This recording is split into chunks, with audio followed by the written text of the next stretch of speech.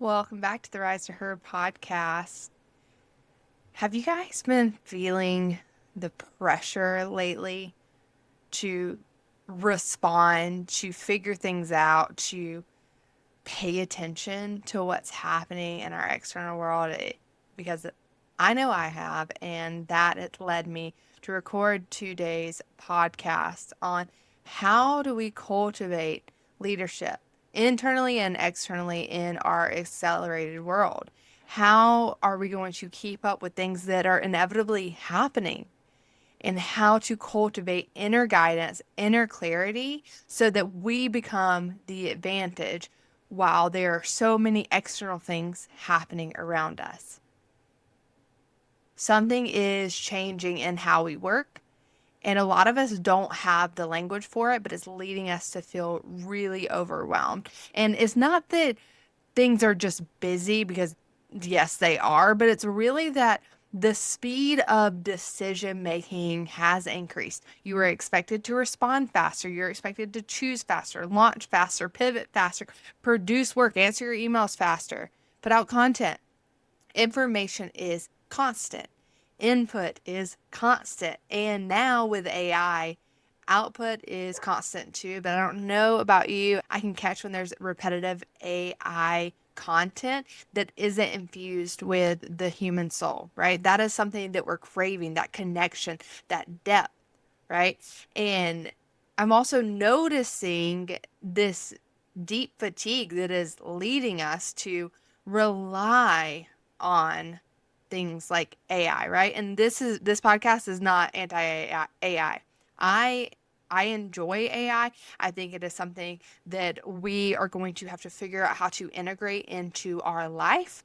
But this today is really about talking about the mental fatigue that we're experiencing from being in reaction mode to our life, and how we are making decisions faster, and how we are making more decisions than any generation before us has, except that we feel more and more fatigued and less clear. And this is not because, like some folks like to say, oh, people aren't just motivated these days. It's really a leadership environment problem. And the secret here is tapping into something more than just traditional leadership coaching or decision making. This is tapping into something a bit more ancient. And I am excited to dive into that with you today. Welcome to Rise to Her, the podcast for purpose-driven leaders, professionals, and creatives who are no longer willing to sacrifice their peace, power, and purpose for someone else's version of success. Here we peel back the layers of conditioning, hustle culture, and high-functioning burnout to reconnect with what's real, your inner wisdom, your intuitive voice, and your soul's truth. This is where science meets spirituality, where healing becomes embodied, and where success is redefined through alignment, not performance. I'm your host, Emily Greenway, trauma-informed alignment coach, spiritual scientist, and believer in a more meaningful world. In each episode, you'll hear grounded insights, soul-led conversations, and practical tools to help you lead from your truth, reclaim your energy, and rise fully into the life you were born to live. Because the world doesn't need more people performing. It needs more people fully alive. Let's rise. Technology is increasing our capacity to produce. But human beings, the problem here is that we're not struggling with the production of things. We're really struggling with discernment. So what should I respond to? What should I ignore? What is actually mine to build, to create? And what is noise? What is there distracting me? Because most of us, even leaders, professionals, entrepreneurs, we are living our life in reaction mode. That email comes in, we're immediately responding. A trend is appearing, and we adjust how we respond outwardly. We adjust how we're living our life. A strategy maybe works for someone, and we immediately copy that, thinking this is the answer to my problems. This is finally that golden ticket that I'm looking for. Or We have a fear that pops up. So we immediately change directions. Like, oh, that doesn't feel good in our bodies, right? We are active all day long, but we're not actually creating. We are reacting. We are not becoming clear channels for our divine purpose, for our soul contracts, because we are in reaction mode. The real exhaustion at play here isn't the work that we're doing. And when I mean work, I mean our jobs, our careers.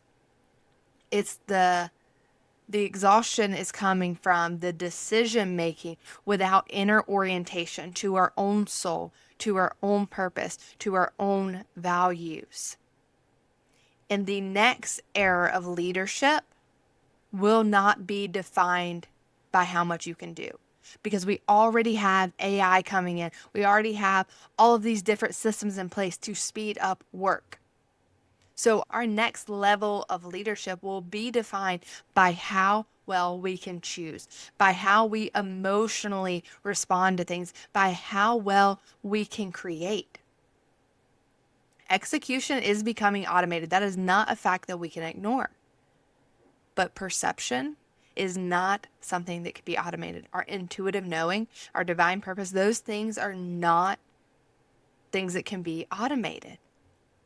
AI can generate opinions, but it cannot tell you which option is aligned with the life that you are actually here to live. And that requires self-leadership. Self-leadership is the ability to pause long enough to detect what is true for you before you act. It's not about hesitation. It's about reorienting to what your soul craves. We each came here with a really unique soul blueprint. We at Rise to Her, we called this our soul aligned values, or SAVs.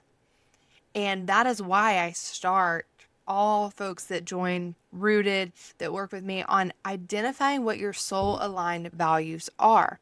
Because when we are curating our life around things that were not designed for our soul, we are going to continue to burn out and be on this hamster wheel, right? And we confuse these core needs like love, belonging, safety with soul values, right? We all have core values, but soul values reorient you to your unique next step.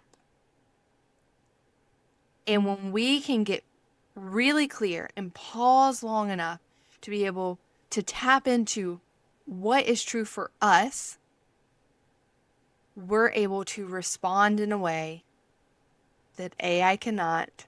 We're able to respond with more coherence. We're able to connect more deeply. We're able to facilitate community, conversation, and progress in ways that someone without a human heart cannot. We have been taught to operate as if every week is supposed to look the same. So that is consistent output, consistent energy, constantly growing, right? But humans are not meant to operate in a linear fashion. We operate cyclically. This has been demonstrated by something unique to the human species, and that is Earth. Earth is something unique to the human species.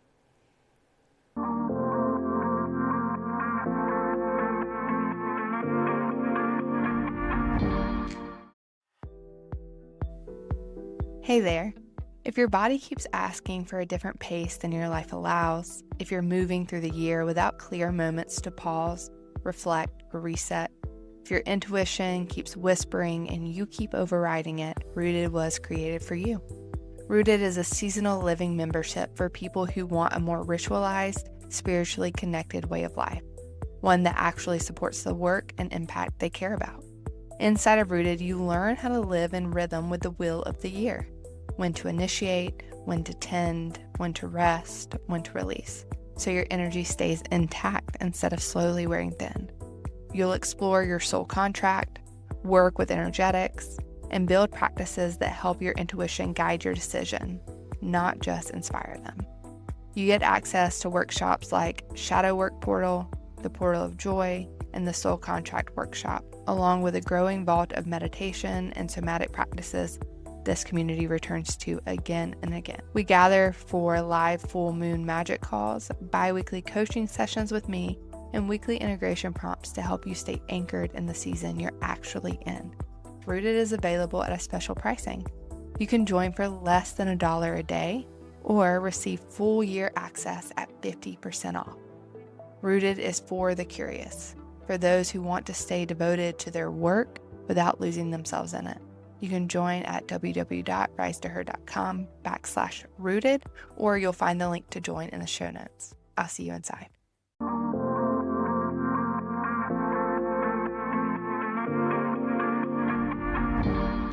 We are on this particular plane and therefore are existing in the earth environment.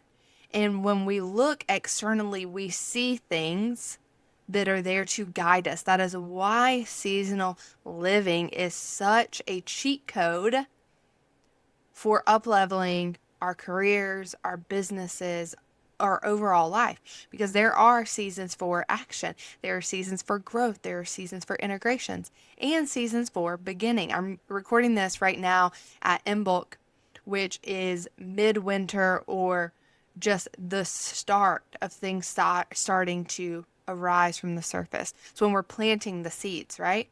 But leaders, they often ignore this. They are launching too early. They're abandoning ideas too quickly. They're overworking their teams, and they're operating from this experience of constantly feeling behind. And this is not because you or maybe someone in leadership that you're working with is bad at being a leader. It's simply because we are acting at the wrong time. We are operating from force and push instead of direction, which is fueled by creativity. And timing is a leadership skill we can all cultivate. What I mean by wrong time is this: we're making decisions before clarity exists. So instead of responding to direction, we try to create direction through pressure. So we launch before something is ready, or we commit to something, say yes before we really understand the full scope, or we hire before a role is really well defined. We pivot before we learn from what we already started.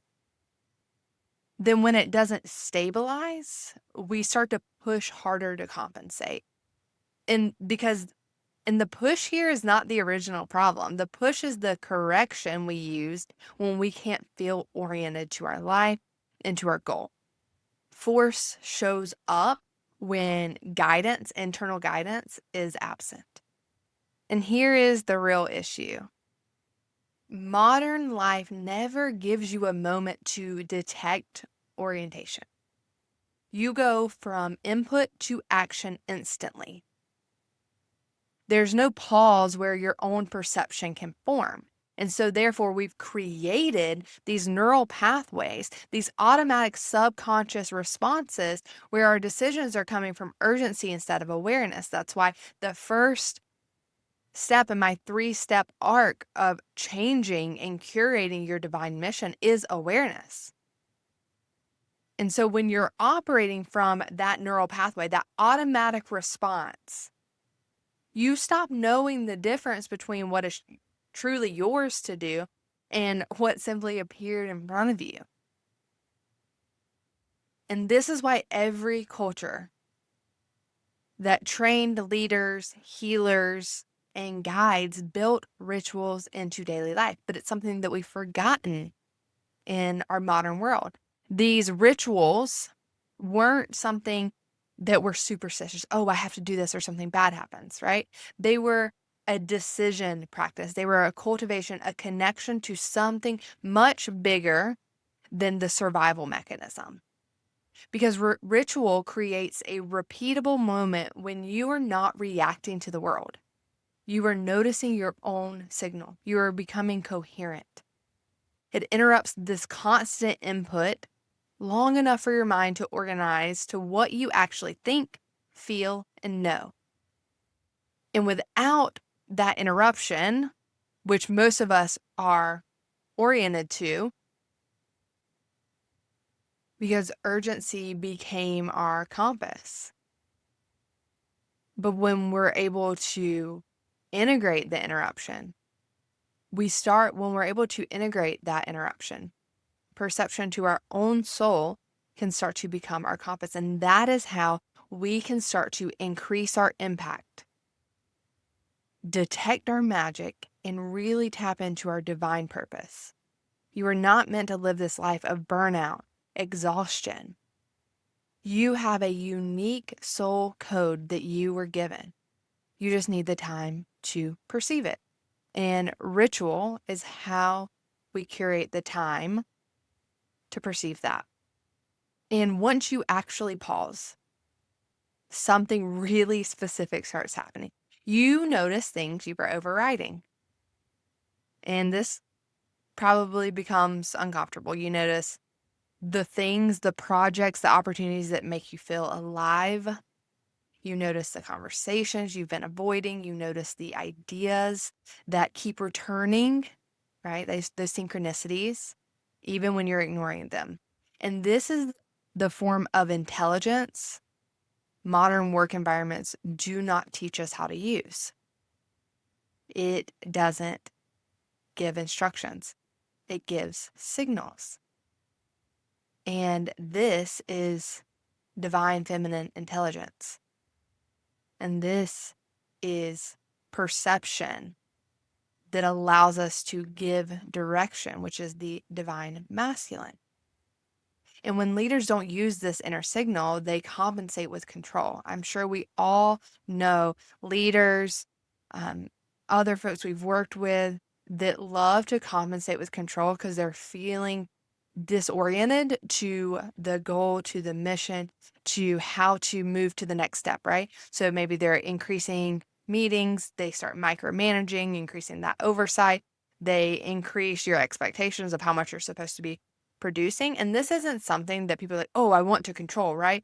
They are trying to stabilize something that was initiated without full clarity. Think about that in your own business, in your own career, in your own life, where you start trying to control, maybe in a relationship with your finances and how you spend your time. Like, I can't do that. No, I don't have time because you didn't get full clarity of what your soul code was trying to tell you to spend your time on. But on the flip side, when action begins at the correct time, when I say correct, I mean cyclically, when the energy is there, when we are in alignment with our soul, something really different happens. People need less management, teams need less correction, and the work organizes more naturally. Yeah. And this is why I think we are moving into a very different kind of leadership era. For a long time, leadership advantage came from information and productivity. If you could work harder, if you could produce more, if you could move faster than everyone else, you had an edge, you were going to be promoted, you were going to put out the content, you were going to be seen. But that environment is changing very quickly. Technology now increases production for everyone. Ideas can be generated instantly, content can be created instantly, strategies can be copied instantly. So production is no longer the rare thing that creates the gap.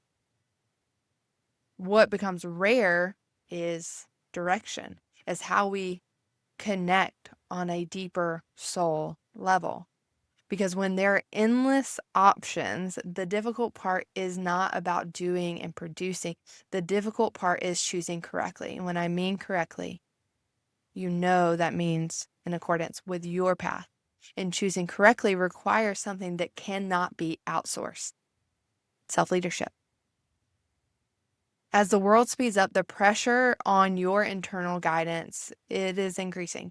You're going to be offered more opportunities than you can really realistically pursue. You're going to receive more information than you can process. You're going to receive more strategies than you can ever possibly implement. And if you respond to everything, which I see a lot of folks doing, you will continue to fragment your energy. And in the energy body, And when I'm doing energy readings with folks, I tap into what their energy field is doing. And for a lot of folks, it is expanding outwards and it feels very discombobulated. Like I almost see it as shooting off this way. It's maybe really retracted here, and then it's even longer up towards the head, right? It is a super fragmented energy because they're trying to keep up with everything. And that causes us to lose coherence in our work and our leadership. And so the advantage is shifting. It's no longer who can do the most. It becomes who can recognize what actually matters and act at the right time. And so the people who create stable impact will not necessarily be the busiest. In fact, they're probably going to be the ones with more time, energy, and feeling more resource because they will be the most oriented. And this is why timing matters so freaking much. Because when action happens at the right moment, it requires less force. When we have conversations, they land better. Our ideas gain traction faster. Our teams need less correction and our projects start to sustain longer. And this is not because the person in charge, the leader, AKA you, is forcing. It's because the action is matched with readiness. And impact grows when our effort and our timing align. So then the real question begins, how do I actually learn to recognize the right moment? Practically for my life, is that the same for everyone? Does it change per person? Well, thank goodness that we have a framework that has been modeled to us by our unique experience of Earth. So when I talk about the right time, that leads me to talk about cycles and seasons. And I am not talking about your astrology calendars or leaving your responsibilities and living in the woods. All those I love astrology. It's a great tool. And leaving some responsibilities, thumbs up, and living in the woods, also a good option. But there is another world, another existence I want to talk about too. I'm talking about recognizing that human beings do not function at one constant pace, even though modern work expects us to. We are asked to produce, decide, communicate, grow at the same intensity all freaking year long. And that is not actually how thinking works. And it's definitely not how creativity works. And it is not how sustainable leadership works. If you look at your own life, I can guarantee that you will notice this already. There are times in your life where ideas come easily. There are times where you naturally want to take action. There are times when you need quiet to really understand what you just experienced and integrate it. And the times where something new is starting to begin internally, but you don't have the words for it, right? It's more of a time to be introspective. And a lot of folks in our modern world, because we are existing in this survival, I need to keep up, they ignore these phases that are being really clearly outlined for us by beautiful Mother Earth. And so when we ignore these phases, we act when we really should be in a reflection phase, or we try to push forward when we don't have enough clarity yet. And this is what is leading to burnout. That's why it shows up so often. And it's not because you're working harder than you should be, but it's because you're working out of sequence with your own internal rhythm, your cycles, and your seasons. A seasonal living is simply organizing your decisions around how humans actually process change. And you guys know I am a scientist by training. I love, love, love understanding change. My master's degree actually worked in health behavior theory, understanding the depth of behavior change. And seasonal living is such a beautiful model that when we understand how to operate within this model that was given to us by beautiful Mother Earth, Pachamama, we unlock space to then tap into our own soul codes, to create the business, the career, the magic that we know we're meant for. Okay. So there is a phase when you gather information and experiences. There is a phase when you step back, you understand what it means. There's a phase where your direction will become clear, and there is a phase where action is really effective. But modern life really compresses all of these into the same week. So people try to learn, decide, and execute at the same time, but your mind cannot stabilize under that pressure. So let's go back to the rituals that I mentioned earlier. And this is really where we can tap into rituals in modern life, right? That ritual is a deliberate pause that allows a phase to complete. It's giving your mind enough space, yes, to tap into your soul codes, but it's also enough space to process what is happening so that your next decision can really come from clarity. And without that, you stay in that constant response mode. You don't know when something is complete. You don't notice when something is beginning. You're just in reaction and keep moving and therefore stay in survival. Your energetic capacity stays really close to yourself because all you're doing is looking externally of what is the next threat. And that is why you cannot manifest that next step because you're so focused on fear instead of expansion and what is possible, right? And this is what is leading to exhaustion. It's not the effort itself, but it's the never exiting that reaction mode. And when we curate rituals, we stay connected to ourselves while participating fully in modern life. Rituals can be like meditating each morning. They can be marking the transition from fall to winter, from winter to spring. And they can be a really beautiful opportunity to reflect.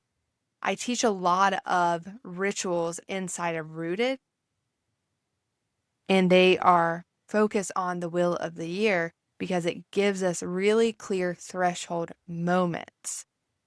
It gives us time to tap into what our ancestors did, to ask the questions so we know when is the time to launch. So we know when we are ready to expand into that next creative project. There's a book that I read, and it's called The Creative Act. I'll link it below. And someone at a plant shop in Greenville, South Carolina, recommended it to me, and she was like, it changed my life. And it explains this process from an artist's perception. And we are all artists creating and constructing our own life. For a lot of us, we don't see ourselves that way. We see ourselves as puppets. And I want to remind you that you are holding the brush. So what are you painting? What are you curating? And what are you doing to stay connected to yourself so that you can participate fully? And I want to make this very practical because when I say rituals, when I say ritual, I am not talking about adding more tasks to your day. I'm talking about intentionally marking transitions in your mind. Modern life almost has no transitions anymore, and that is what seasonal living allows us to tap back into. You wake up and immediately look at information. You finish work and go straight into responsibilities for your house. You move from meeting to meeting without actually closing anything in your mind. So you have so many tabs open. Imagine what happens when your computer tab has like 20 tabs going. I think right now I have 9 tabs, which is a lot, right? And that is energy that the computer is running on. And eventually there will be so many tabs that my computer starts to slow down, slow down, slow down. That happens to us. We're not closing our tabs, right? And so our brain never actually registers that one phase has ended and another started. And so our thoughts carry forward. What does that do? Energetically, it is stripping our energy and it's fragmenting it again, right? Our decisions start to blur together and our nervous system is never actually resetting. And so rituals are what tell your mind that the part is complete and a new part is beginning. So I'm going to give you some really simple examples from my own life. One is I meditate every morning and every night. And this is not about saying, oh my gosh, I'm better. I meditate every morning, night. No, it is a boundary now. This is not something I've been doing for very long, right? I was meditating once a day, but now I meditate every morning and night and another time, typically during the day, because it is marking a boundary. Morning meditation is where I meet my own thoughts. It is where I cast my vision for the day. It is where I allow magic to start to play with me. Say, hey, divine, this is what I imagine for today. Connect with me, curate with me, dance with me. And night meditation is where I close the day. I examine what I've done that day. Where was I in alignment with my soul aligned values? Where was I not?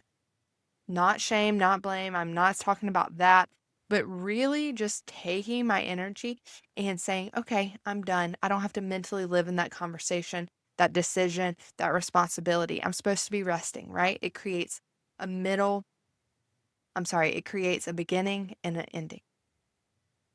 I also light a candle when I am about to pull cards, when I'm going to connect. If you're on YouTube, I am holding up one of my candles. I actually made this really cool, it's kind of like an ashtray, but I use it for my candles. I have my sage, which I got from a local market, and my little Palo Santo because I've almost used it all, right? So these are natural beeswax candles that connect me with more than myself, that say, hey, I'm opening sacred space.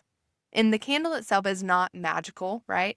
But the action is a signal. And the brain is learning that this is a moment of awareness. We are slowing down. Maybe I'm pulling a card. Maybe I'm taking a deep breath. Maybe I'm about to go into a reading with a client. And this is important because it interrupts linear thinking. It creates an energetic boundary and says, I am creating a container that is sacred, that is intentional, and it actually changes the energetic composition that we're working with. It asks a question that my normal mental patterns would not ask, right? It says, this pause is important. And this pause is often revealing what I already knew, right? But I hadn't had the opportunity, the chance to acknowledge it. When I'm pulling a card, when I'm connecting, it enters me into a different experience. And these are not routines. These are orientation points. They bring me back into relationship with my own perception, which is then the connection to divine source. A routine is something you do to complete a task. A ritual is something you do to change how you are paying attention. The external action is small, but the internal shift is the point here. When you are consistently marking transitions, beginning of the day, end of the day, before a decision, after a difficult experience, your mind processes instead of accumulates, right? So it allows you to curate energetic hygiene, which is super important, especially as you continue to grow your spiritual practices and understand the importance of energy. And processed experiences allow you to receive clarity. They allow you to become a clearer channel. And those unprocessed experiences become pressure, heaviness, density. And all of this directly connects to burnout. Because I think we've learned that burnout is not simply about working too much, although there is a point that the human brain and the human body is saying, okay, that is too much. But ultimately, what we're often experiencing is carrying too much mentally without closure. You're making a decision, but you're never reflecting on it. You are finishing a project, but you immediately start another. So one sprint to another. You've had a hard conversation, but you never emotionally complete it, right? It's unprocessed. And your mind keeps holding these open loops. And over time, you feel exhausted from this internal continuation. We never get to actually turn off. You're still thinking about yesterday, but now you're responding today and you're worrying about tomorrow. But rituals, seasonal living, this beautiful representation that we see from the wheel of the year, from ancient practices, it allows us to close the loop. They give us the opportunity to they give our mind a moment to organize experiences so it doesn't have to keep running in the background. And when that happens, something really amazing occurs. our productivity doesn't drop here. We actually gain a lot of focus because our energy stops leaking into unfinished mental processing. And this is why reflection, ritual, and cyclical pauses will not reduce your impact. They will protect it. They will allow you to continue to create without slowly draining your ability to think clearly, lead clearly, decide clearly.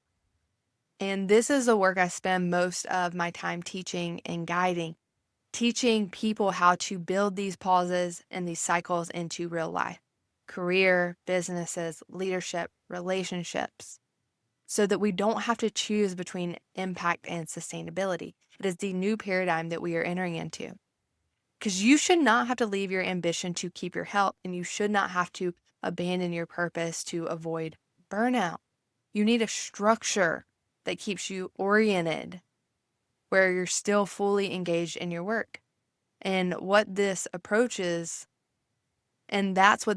is designed to do.